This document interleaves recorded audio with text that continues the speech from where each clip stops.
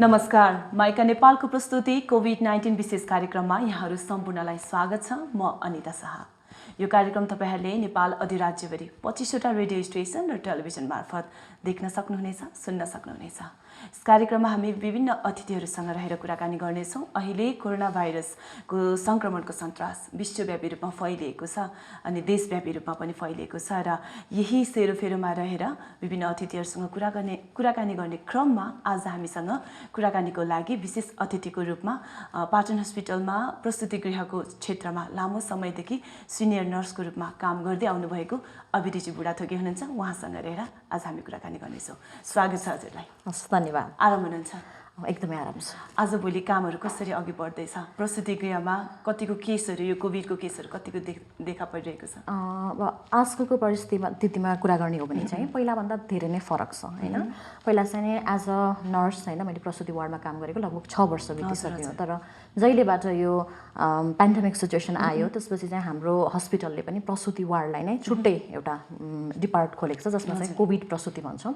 त्यहाँ चाहिँ म काम गरेको छु। लगभग 6 महिना बितिसक्यो हैन। त्यसरी काम गर्दाखेरि निकै नै कठिन परिस्थिति छ।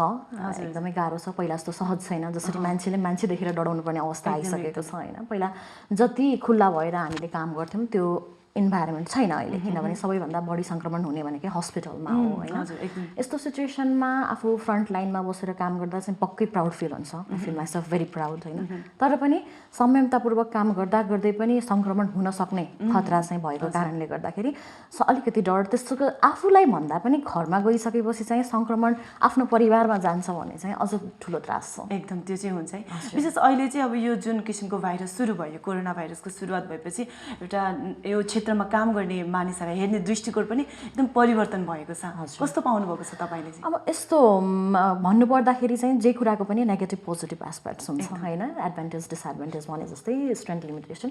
यसमा जहिलेबाट मैले काम गरेँ हैन, मेरो छरछिमेकमा घरमा रिलेटिभ्सहरुमा चाहिँ धेरैले प्रोत्साहन गर्नुहुन्छ, एकदम खुलेर प्रशंसा गर्नुहुन्छ। तिमीले गरिरहेछौ यस्तो अवस्थामा राम्रो हो हैन। कति त पछि हट्नु भयो, कसैलाई डरले छोड्नु भयो। यस्तो अवस्थामा पनि तिमीले समाज सेवा गरिरहेछौ, इट्स नाइस भन्नुभयो। तर यही अवस्थामा मिनवाइल समाजमा त्यस्ता व्यक्तिहरू पनि हुनुहुन्छ जसले चाहिँ नि कोरोना ल्याउने भनेको नै यो स्वास्थ्यकर्मीले हो। हस्पिटलबाट हाम्रो समाजमा यिनीहरूले भित्राएको छ, यिनीहरूलाई बहिष्कार गर्नुपर्छ भन्ने यस्तो खालको धारणा पनि नभेटिएको चाहिँ होइन। हजुर, जस्तो यो भनिरहँदाखेरि यस्तो किसिमको धारणालाई हटाउनको लागि भनौँ, यो धारणा नहुनको लागि गर्नुपर्ने क्रियाहरू चाहिँ के हुन सक्छ? अब नहुनुपर्ने हो नि त। अब यसमा चाहिँ नि यही गर्नुपर्छ, यस्तो गर्नुपर्छ भनेर हामीले भन्नुभन्दा पनि सबैभन्दा पहिलो कुरा भनेको यो समस्या हाम्रो देशको मात्र होइन, हाम्रो समाजको मात्र होइन, पुरा विश्वलाई नै जगटेको छ हैन। यस्तो सङ्कटकालीन अवस्थामा हामीले काम गर्दैछौँ, हामीले सेवा दिँदैछौँ भने जो मान्छेले यति साँगुरो सोच राख्नुहुन्छ उहाँले बुझ्नुपर्ने के कुरा भने भोलि हामीलाई पनि कोभिड लाग्यो भने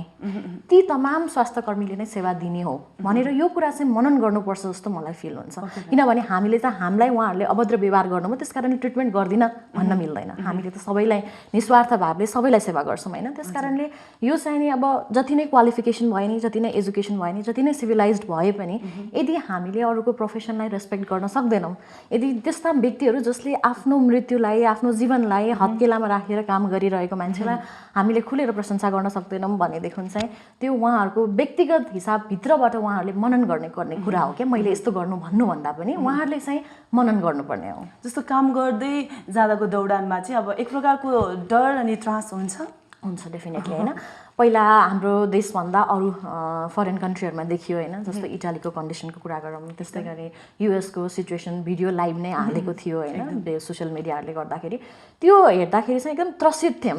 अभियसली नेपालमा पनि अब यस्तो भयो भने मेडिकल सिस्टम कस्तो छ हामीलाई भन्दा बेटर अरूलाई त थाहा छैन हैन। मेडिकल सिस्टम त्यसमाथि पनि जुन भेन्टिलेटर र आइसियुको सङ्ख्या हेर्ने हो भने त अति नै न्यून छ।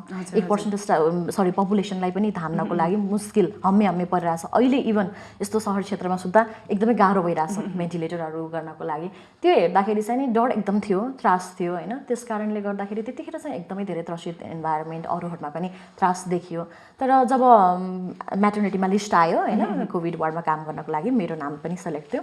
एकछिन चाहिँ म तर्सेँ हैन, मनबाट अभियसली नेचुरल फिलिङ हो हैन, इमोसनल कुरा। ला अब म त्यो सिचुएसनमा जाँदैछु है भने जस्तो लाग्यो। अनि इमिडिएटली त्यस्तो बेलामा चाहिँ आमाको याद आउँदो रहेछ। फर्स्ट कल गरेँ मम्मीलाई, मम्मी ल अब मेरो अर्को विकबाट चाहिँ कोरोनाको प्रस्तुतिमा ड्युटी छ भनेर मैले यस्तै गरी भन्दाखेरि मम्मीले के भन्छ भने छोरी अब यत्रो विश्वलाई सङ्कट परेको छ, तिम्रो देशलाई सङ्कट परेको छ, यस्तो अवस्थामा तिमीले पिपी नलाइकन काम गर्यो भने तिमी के नर्स?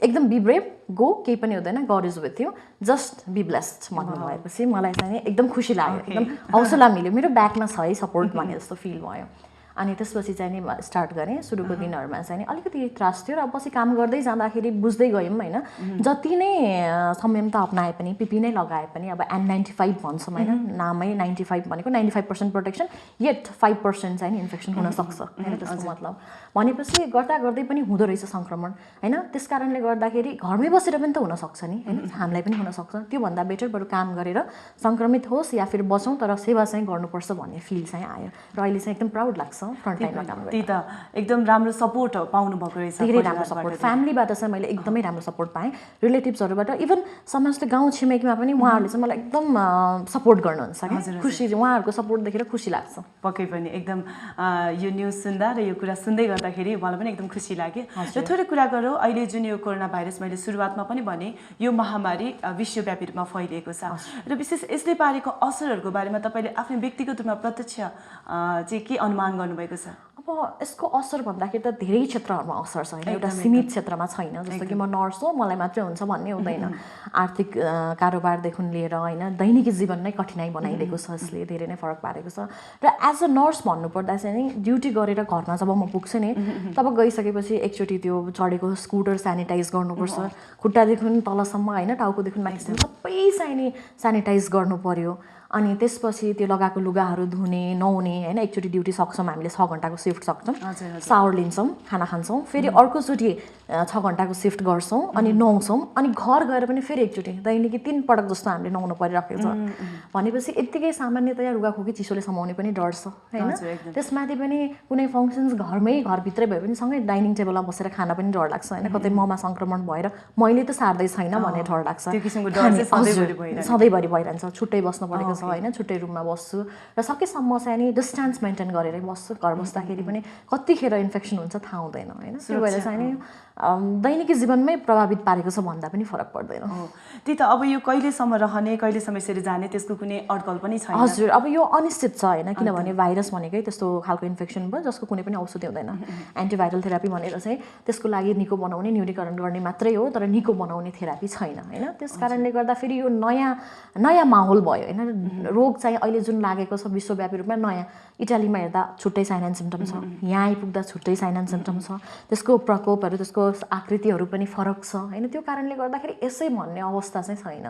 हजुर हजुर, पक्कै पनि जस्तो यो जुन किसिमको भाइरसको अहिले उपकरणहरूको नेपालमा एकदम कमी पनि भएर चाहिँ अब धेरैजना जो अब एकदम आर्थिक रूपमा सक्षम हुनेहरूले चाहिँ एकदम राम्रो उपचार पाउने भयो, तर आर्थिक रूपमा अलिकति असक्षम हुनेहरूले चाहिँ उपचार नपाएर यो के अरे उनीहरूको डेथ हुने सम्भावना पनि छ। यो कुरालाई चाहिँ कसरी लिनु भएको छ? अब म चाहिँ पेरिफेरीमा होइन, यो सेन्ट्रल पार्ट हस्पिटलमा काम गरेको हिसाबमा चाहिँ के भन्छु भने, हाम्रो हस्पिटलमा चाहिँ कोरोना उपचार अहिलेसम्म फ्री छ होइन। अब भविष्यको दिनमा भन्न सकिँदैन, किनभने उहाँहरूले पनि स्टाफ पाल्नै पर्यो होइन। त्यो हिसाबले चाहिँ भविष्यमा ट्रिटमेन्ट गर्नलाई यदि पैसा लिनुहुन्छ भने मलाई थाहा छैन, तर अहिलेसम्म चाहिँ फ्रीको अवस्था हुँदाखेरि यो धनी गरिब भनेर चाहिँ छुट्टेको छैन होइन। जो चाहिँ चिकित्सक हुनुहुन्छ उहाँहरूले चाहिँ नि सकेसम्म हामीले चाहिँ बेड अभाइलेबल गर्छौँ। हुन त सबै बेड प्याक नै हुन्छ, तर पनि चिकित्सक भएर आउनुभएकोलाई चाहिँ हामीले ट्रिटमेन्ट गर्छौँ। र हेर्दाखेरि जो सामान्य हुनुहुन्छ, सामान्य रुगाखोकी लाग्यो जस्तो सिम्पल खालको ज्वरो छ भने चाहिँ होम क्वारेन्टाइन बसेर बरु 14 दिनमा फलोअप गर्नुहोस्, अथवा कुनै पनि बेला श्वास सम्बन्धी समस्या पर्यो, सास फेर्न गाह्रो भयो या अप्ठ्यारो भयो भने आउनुहोस्, अदरवाइज घरमै राख्नुहोस् भनेर गर्छौँ। यतिखेर चाहिँ नि मलाई लाग्दैन कि त्यो आर्थिक अवस्थाले केही फरक परेको छ यहाँ, तर गाउँतिर चाहिँ हुनसक्छ होइन। समयमा हस्पिटल नआइपुगेर जतिसुकै अप्ठ्यारो हुँदाखेरि पनि पैसा खर्च नभएपछि, राम्रोसँग बाटोघाटोको सुविधा नभएको कारणले गर्दाखेरि अकालमा ज्यान जोखिममा पारेर ज्यान जाने हुनसक्छ। अब एकातिर चाहिँ यस्तो छ, मान्छेहरू चाहिँ यसलाई एकदम सिम्पल रूपमा लिइरहेको छ नि, यो सामान्य ज्वरोखोकी हो, केही पनि हुँदैन नि। अर्कोतिरको मान्छेहरूको माहौल हेऱ्यो भने अलिकति बृहत छ, यो खत्रै हो भनेछ, तर यसलाई चाहिँ कसरी लिँदा बेस्ट हुन्छ होला? अब यस्तो कुनै पनि सिचुएसनसँग त्रसित भएर सल्भ गर्न सकिँदैन होइन, त्रास चाहिँ हुन भएन, तर जुन चाहिँ नेग्लिजेन्स पछिल्लो समयहरूमा देखेको छ त्यो चाहिँ गर्न नहुने हो।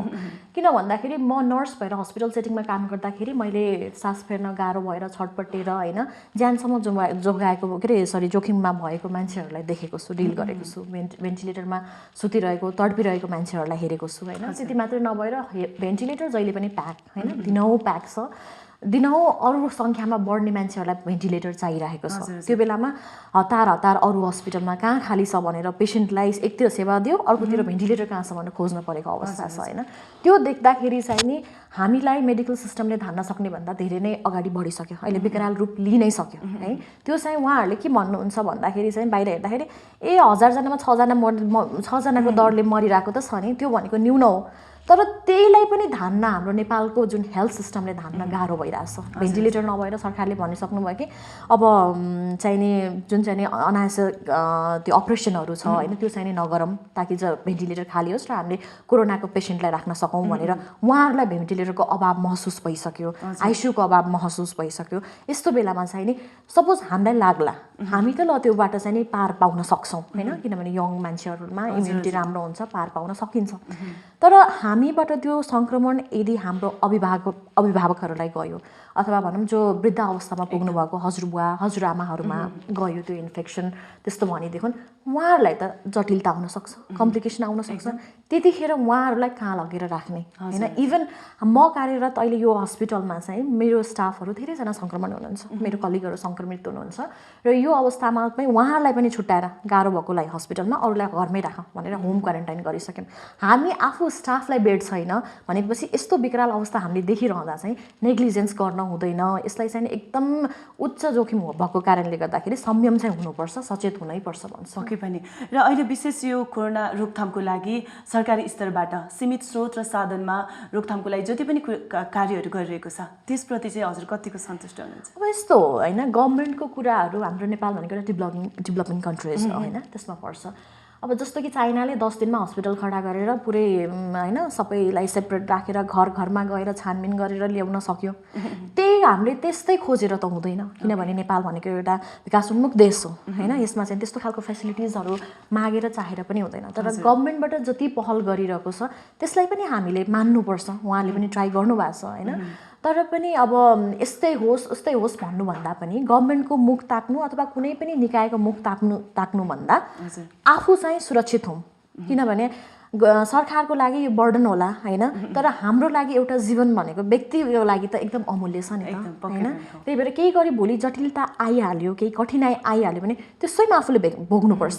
अरूलाई ब्लेम लाएर सरकारलाई ब्लेम लाएर केही पनि हुनेवाला छैन होइन। त्यस कारणले गर्दाखेरि सकेसम्म आफू संयमित हौँ। हामीले यो बुझौँ कि यति सचेतना हुँदाहुँदै पनि यति राम्रोसँग काम गर्दा गर्दै पनि सङ्क्रमण हुन सक्ने रहेछ होइन, डाक्टर नर्सहरूलाई भइरहेको छ भनेपछि झन् लापरवाही गर्दा के हुन्छ त भनेर बुझेर चाहिँ अलिकति सचेत चाहिँ हुनैपर्छ। अहिले चाहिँ अब विशेष चाडपर्वको माहौल पनि छ र यो माहौलमा चाहिँ मानिसहरूको रहनसहन एकदम बढेर अनि झन् यो भाइरस एकदम प्रख्यात मात्रामा बढ्ने सम्भावना डर पनि छ।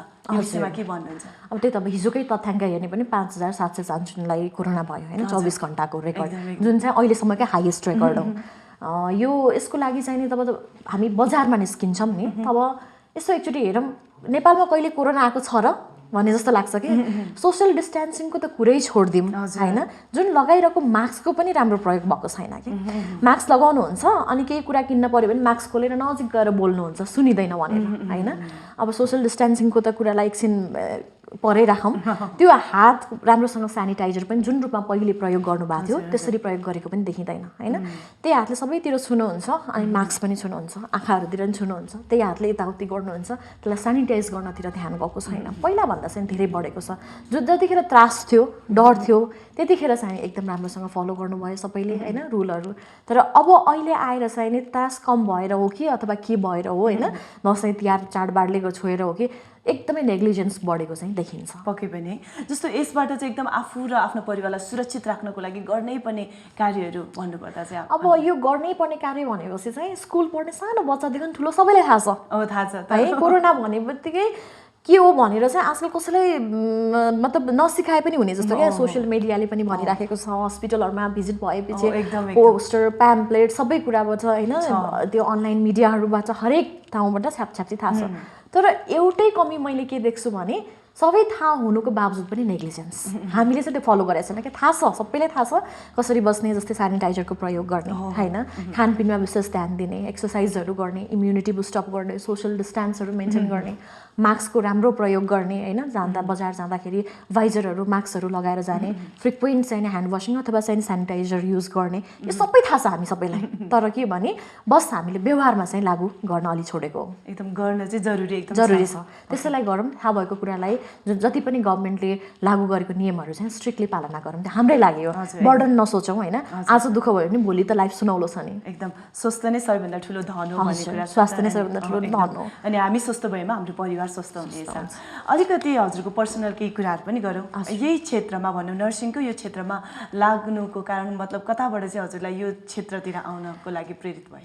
वेल अब यस्तो छ होइन, मलाई चाहिँ बच्चैको लागि ग्ल्यामरपट्टि अलिकति बढी ध्यान थियो। म बच्चा 8-9 वर्ष हुँदैदेखि मैले चाहिँ चाइल्ड आर्टिस्ट भएर चाहिँ मुभीहरू पनि गरेँ होइन, त्यतिखेर इन्ट्रेस्ट थियो। हजुर हजुर। अनि तर जब हुर्किँदै गएँ होइन, अब विभिन्न स्कुलहरूमा त हिस्ट्रीहरू पढ्नुपर्छ, त्यस्तै कारणमा चाहिँ नि फ्लोरेन्स नाइटिङ्गेलको बारेमा चाहिँ पढेपछि एकदम इन्फ्लुएन्स के, जहाँ देखे पनि नर्स देख्यो भने वाउ फ्लोरेन्स जस्तो के हुन्छ नि, भित्रैबाट एउटा रेस्पेक्टको भावना आउन थाल्यो। अनि जति जति ठुलो हुँदै गएँ बुझ्दै गएँ होइन, ग्ल्यामर भनेको प्रोफेसन सायद एउटा सीमित अवधिको लागि हुन सक्ला होइन, अनि अब फेसमा चाम गएपछि एज गएपछि सायद मैले त्यसलाई निरन्तरता दिन सक्दिनँ कि, एउटा डर पनि भयो। त्यो कारणले गर्दा सबभन्दा बेस्ट अप्सन भनेको चाहिँ नर्स, एटलिस्ट अरूलाई पनि सेवा गर्छु र बाँचुन्जेल म नर्स रहन्छु भन्ने त्यो एउटा अठोट लिएर चाहिँ म बढेँ होइन। त्यसपछि काम गर्दै गएँ अनि नर्सिङ गर्दै गएँ, अनि त्यहाँभित्र गइसकेपछि अझ मन पर्न थाल्यो प्रोफेसन होइन, त्यस्तै गर्दै गर्दै चाहिँ नि अगाडि बढेको। सुरुवातकै क्रमबाट परिवारको सपोर्टहरू पनि पाउनुभयो? सपोर्ट चाहिँ यस्तो थियो, हाम्रो परिवारमा चाहिँ कहिले पनि कुनै कुराको लागि कम्पल्सन हुँदैन होइन,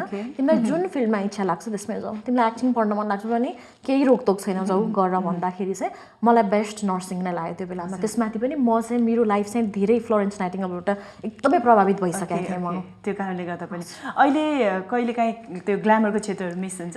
होइन, मिस भन्नाले मैले त्यसमा पनि कन्टिन्युटी गरेको छु होइन। म मोडलिङ चाहिँ नि एज अ हबीको रूपमा आफूलाई बचेको टाइममा होइन, घर परिवार फ्यामिली अनि यो नर्सिङलाई सकेर कि बचेको टाइममा चाहिँ नि आफ्नो हबीलाई चाहिँ निरन्तरता गरेको छु। भनेपछि हजुरलाई ब्युटिफुल नर्स भन्दा ठिक हुन्छ? ब्युटिफुल नर्स भन्दाखेरि पनि होइन, नर्सिङ साथसाथै चाहिँ नि अरू पनि आफ्नो इच्छालाई पुरा गरिरहेको एउटा लेडी भन्दाखेरि चाहिँ जस्तो भनेपछि त्यो क्षेत्रमा अब नाच्न गाउन एक्टिङ गर्न एकदम इन्ट्रेस्टेड छ? हजुर, ग्ल्यामरसँग पनि मनपर्छ। हजुर, त्यो क्षेत्रलाई पनि अगाडि बढाउने दुइटैलाई हजुरले अगाडि बढाइरहनु भएको छ, बेस्ट चाहिँ यतै नर्सिङतिर लाग्छ? अब दुइटाको बेसमा कुन बेस्ट भन्यो भने आफ्नो ठाउँमा उभिएर हेर्न त छान्न निकै नै गाह्रो क्वेसन्स हो यो होइन, तर पनि नर्सिङ गरेकोमा मलाई पछुतो छैन, निकै खुसी लाग्छ। झन् अहिले फ्रन्ट लाइनमा काम गर्दाखेरि चाहिँ कस्तो प्राउड हुन्छ कि, हजुर हजुर, एकदमै प्राउड लाग्छ।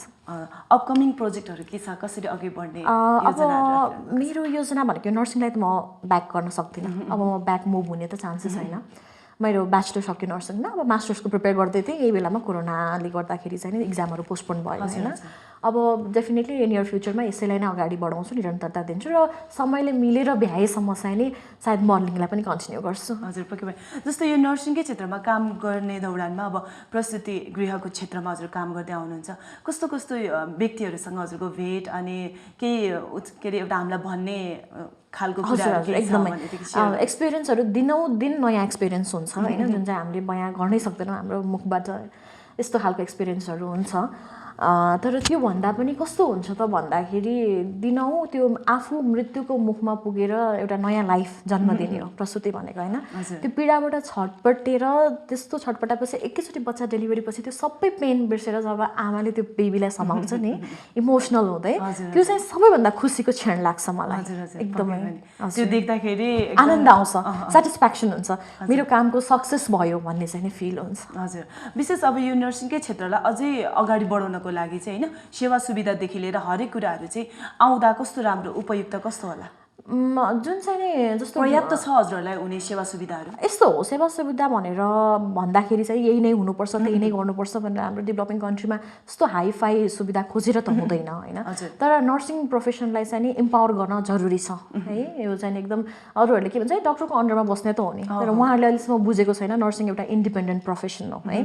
यसलाई चाहिँ हामीले सबअर्डिनेट जब होइन, यो इन्डिपेन्डेन्ट प्रोफेसन हो र नर्स र डक्टरसँग कम्पेरिजन गर्ने होइन होइन। उहाँहरूले आफ्नो काम गर्नुहुन्छ, हामीले आफ्नो काम गर्छौँ नर्सिङ भनेको केयर हो उहाँहरू भनेको केयर गर्ने औषधि दिने हो औषधि लेख्ने हो भने हामीले चाहिँ सेवा गर्ने हो होइन त्यो कारणले गर्दाखेरि जुन चाहिँ नि नर्सिङ प्रतिको एउटा सोचाइ छ धारणा छ त्यो बदल्न जरुरी छ सबभन्दा फर्स्ट होइन र अब आगामी दिनहरूमा फेसिलिटिज भनेको चाहिँ नि जुन यो नर्सिङको लागि चाहिँ एकदम लो पेमा काम गर्नेहरू होइन सानसानो हस्पिटलहरूमा लो शोषण भएको छ त्यो कामहरूलाई चाहिँ नि एकदम औलाएर होइन त्यसलाई कम गर्ने कोसिस गर्नुपर्छ जुन गभर्मेन्टले तोकेको छ स्यालेरी जुन तोकेको फेसिलिटिज छ त्यो चाहिँ हरेक हस्पिटलहरूले प्रोभाइड गर्नुपर्छ त्यो चाहिँ जरुरी छ त्यो भयो भने एकदम बेस्ट हुन्छ बेस्ट हुन्छ अहिले थोरै अलिकति यहाँ लकडाउनको कुरा पनि जोडेँ अनि नेपालमा 2 चोटि लकडाउन भयो तर खासै प्रभावकारी देखेन अनि झन् पछिल्लो समय लकडाउन पछि त यो संक्रमणको संख्या पनि बढ्दै गयो यसको कारण के हुन सक्ला त अब लकडाउन मात्रै चाहिँ सोलुसन होइन हैन लकडाउन गर्नु मात्रै सोलुसन होइन लकडाउन सँगसँगै अरू पनि कामहरू गर्नुपर्थ्यो होइन हेल्थ सिस्टमलाई मजबुत बनाउने कामहरू मेडिसिनहरू भयो होइन कुन चाहिँ मेडिसिन चलाउँदाखेरि बेस्ट हुन्छ रिसोर्सको कुराहरू होइन हेल्थ सेक्टरलाई एकदम स्ट्रङ बनाउने इम्पावर गर्ने जो चाहिँ नि हेल्थ सेक्टरमा काम गरिरहनु भएको छ उहाँहरूलाई पनि ब्याकअप राखिदिने अब उहाँहरूलाई इन्फेक्सन हुनसक्छ भनेपछि उहाँहरूको सट्टामा कसलाई ल्याउने त भनेर त्यो ब्याकअप देखुन हरेक प्लानहरू गर्न पर्ने हो गभर्मेन्टले तर यहाँ चाहिँ के भयो भन्दाखेरि त्यो लकडाउन भनेको लकडाउन मात्रै भयो क्या होइन अरू काम चाहिँ होइन लकडाउन मात्रै भयो उपचार गर्न जो आउँछ उसलाई गर्ने गरे अब सकेन भने घरमै बस्छ भन्ने एउटा चाहिँ नि धारणा आयो त्यही भएको कारणले गर्दाखेरि चाहिँ लकडाउन प्रभावित नभएको हो होइन तर विदेशहरूमा हेर्ने हो भने चाहिँ नि लकडाउनको कारणले कम भएको पनि देखिन्छ रिसर्चको हेर्दाखेरि किन भन्दाखेरि उहाँहरूले त्यो टाइममा आफूलाई चाहिँ रेडी गर्नुभयो प्रिपेयर गर्नुभयो अरू सेक्टरलाई एक्सप्लोर गर्नुभयो भने एकातिर लकडाउन पनि जारी छ होइन त्यो भएको हो खास चाहिँ नेपालमा चाहिँ मात्रै लकडाउन भइदियो कि त्यो कारणले गर्दाखेरि पनि मलाई लाग्छ त्यो लकडाउन मात्रै चाहिँ सोलुसन थिएन जस्तो नेपालमा चाहिँ अहिले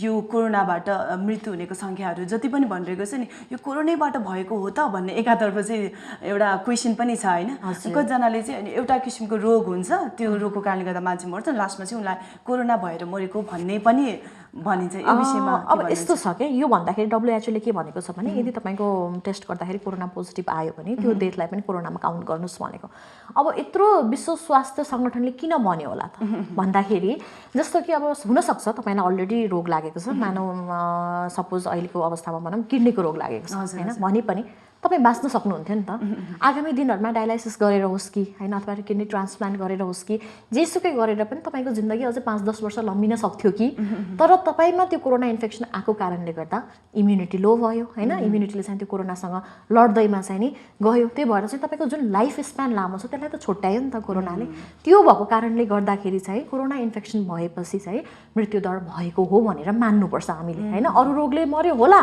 तर कोरोनाको कारणले गर्दाखेरि जुन लामो जीवन हुन्थ्यो त्यसलाई चाहिँ नि अलिकति सर्ट स्प्यान भइदियो नि त त्यसले गर्दा चाहिँ मान्छेहरूमा अलिकति त्रासको वातावरण हजुर त्यो चाहिँ बुझ्न पर्ने हो होइन नभए चाहिँ उहाँहरूले के हुन्छ किडनी रोग लागेर मरेको कोरोना भनिदियो भनेर चाहिँ त्यसरी चाहिँ भन्न मिल्दैन त्यसरी चाहिँ भन्न मिल्दैन होइन किनभने हजुर धन्यवाद हजुरको व्यस्तताको बावजुद पनि हामीलाई समय दिनुभयो अन्तमा मैले नसोधेका तर हजुरले भन्नै पर्ने केही महत्त्वपूर्ण कुरा छन् छुटेका कुराहरू भनेदेखि हामीलाई भन्नुहोस् अब त्यस्तो अलमोस्ट सबै कुराहरू त आयो जस्तै लाग्छ होइन यहाँ सेयर गर्नुपर्ने कुराहरू चाहिँ मलाई चाहिँ के भन्नु मैले अघि नै भनिहालेँ होइन आफ्नो व्यक्तिगत सुरक्षा सबैभन्दा इम्पोर्टेन्ट हो केही भइहाल्यो भने कसैलाई दोष लगाएर केही हुनेवाला छैन होइन मैले सुनिरहेको हुन्छु इभन हाम्रै परिवारमा समाजमा चाहिँ गभर्मेन्ट नराम्रो भएर यो कोरोना फैलेको सबैले होइन जसले पनि आक्रोश व्यक्त पनि गरिरहनु भएको छ भनिरहनु भएको छ होला कमी कमजोरी त्रुटि त भएकै छ हुन्छ नै पनि नो वान इज पर्फेक्ट होइन त्यसमाथि हाम्रो यस्तो डेभलपिङ कन्ट्रिजमा भएको छ तर पनि अब रोग लागिसकेपछि ब्लेम गरेर केही फाइदा छँदै छैन